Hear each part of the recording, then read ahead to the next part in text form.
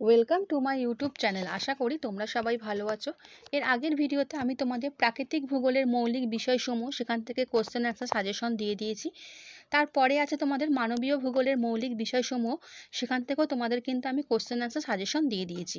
আজকে আমি তোমাদের ভারতের ভূগোল, যেখানে 3টে ইউনিটে ভাগ করা আছে। দেশ হিসাবে ভারত, ভারত গঠন ও প্রকৃতি, আর ভারতের হচ্ছে জল নিকাশি ব্যবস্থায়। এই 3টে ইউনিট থেকে আজকে তোমাদের আমি কোশ্চেন অ্যান্সার সাজেশন দিয়ে দিচ্ছি। যারা চ্যানেলে নতুন, চ্যানেলটা সাবস্ক্রাইব করে রাখো, কারণ আমি তোমাদের পরীক্ষার সময় তোমাদের সমস্ত চ্যাপ্টার থেকে কোশ্চেন অ্যান্সার সাজেশন, লাস্ট মিনিটে সাজেশন তোমাদের আমি দিয়ে দেবো। আর ভিডিওটা ভালো লাগলে লাইক এবং বন্ধুদের শেয়ার করে দিও। তাহলে বন্ধুরা, আজকে আমি তোমাদের ভারতের ভূগোল থেকে কোশ্চেন অ্যান্সার সাজেশন দিয়ে দিচ্ছি। ভারতের উত্তর দক্ষিণে অক্ষাংশগত এবং পূর্ব পশ্চিমে দ্রাঘিমাংশগত বিস্তার প্রায় 30 ডিগ্রি। এটা হবে ক। নেক্সট, ভারতের ক্ষুদ্রতম কেন্দ্রশাসিত অঞ্চলটির নাম হচ্ছে লাক্ষাদ্বীপ। 3 নম্বর, বর্তমানে ভারতের কেন্দ্রশাসিত অঞ্চলের সংখ্যা হলো 8। ভারতের প্রথম ভাষাভিত্তিক রাজ্য হলো অন্ধ্রপ্রদেশ। ভারতের পূর্বতম স্থানটি হলো গুহারমতি। ছত্তিশগড় রাজ্যের রাজধানী হলো রায়পুর।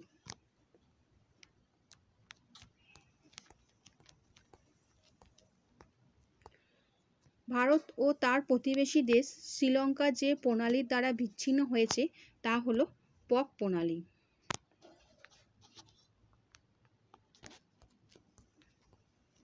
ইন্দিরা পয়েন্টের অপর নাম হলো পিগমেলিয়ান পয়েন্ট। এটা হবে খ। নিম্নলিখিত যে প্রতিবেশী দেশকে দারুচিনি দ্বীপ বলা হয় তা হলো শ্রীলঙ্কা।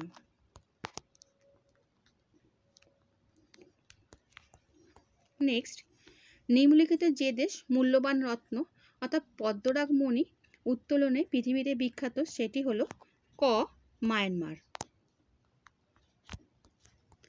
ভারতে বর্তমানে অঙ্গরাজ্যের সংখ্যা হচ্ছে 28। ভারতের ক্ষেত্রফলের ভিত্তিতে বৃহত্তম কেন্দ্রশাসিত অঞ্চলটির নাম হচ্ছে লাদাখ।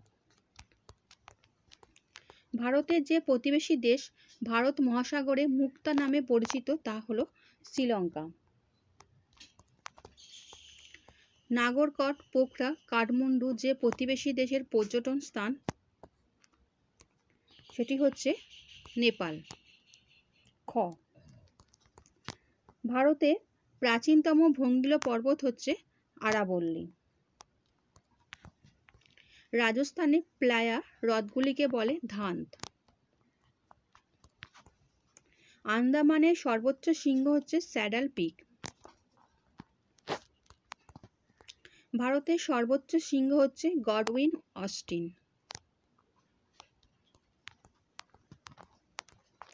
লাদাখ ও জাসকর পর্বতের মাঝের উপত্যকায় প্রবাহিত নদীর নাম হচ্ছে সিন্ধু। ভারতের বৃহত্তম লবণাক্ত জলের উপহ্রদ হচ্ছে চিল্কা। পূর্বঘাট পর্বতের অন্য নাম হলো মলয়াদ্রি। গারো পাহাড়ের সর্বোচ্চ অংশ হচ্ছে নকরেক। আন্দামান ও নিকোবর দ্বীপপুঞ্জকে বলা হয় উপসাগরীয় দ্বীপ। লাক্ষাদ্বীপ এক ধরনের প্রবাল দ্বীপ। গ। মালরাত কথার অর্থ হচ্ছে পাহাড়ি দেশ। ক। ভারতের বৃহত্তম হিমবাহটি হলো সিয়াচেন। রাজস্থানের প্রধান নদী হলো লুনি। উত্তর ও দক্ষিণ ভারতের মধ্যে জল বিভাজিকা হলো বিন্ধ্য পর্বত।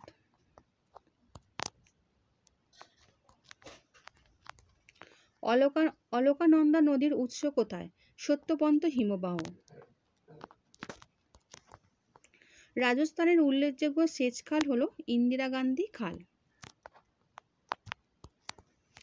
গোদাবরীকে দক্ষিণ ভারতের গঙ্গা বলে, কারণ এটি দক্ষিণ ভারতের দীর্ঘতম নদী। ব্রহ্মপুত্র নদ ভারতের যে নামে প্রবেশ করেছে তা হলো ডিহং।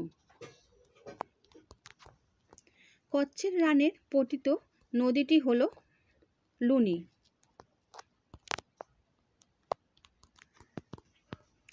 পশ্চিম বাহিনী নদীর মধ্যে যেটি দীর্ঘতম, এটা হচ্ছে নর্মদা। বৃষ্টির জল সংরক্ষণে অগ্রণী রাজ্যটি হলো তামিলনাড়ু। আচ্ছা বন্ধুরা, আশা করি আজকে তোমাদের ভারতের ভূগোলের যে কোশ্চেন অ্যান্সার সাজেশন দিলাম সেগুলো তোমরা বুঝতে পেরেছো। চ্যানেলের সঙ্গে যুক্ত থাকো। নেক্সট ভিডিওতে আমি তোমাদের পুরো লাস্ট মিনিটের, পুরো বই থেকে লাস্ট মিনিটের সাজেশন আমি তোমাদের কোশ্চেন অ্যান্সার দিয়ে দেবো। আর ভিডিওটা ভালো লাগলে লাইক এবং বন্ধুদের শেয়ার করে দিও। আচ্ছা বন্ধুরা, ভালো থেকো।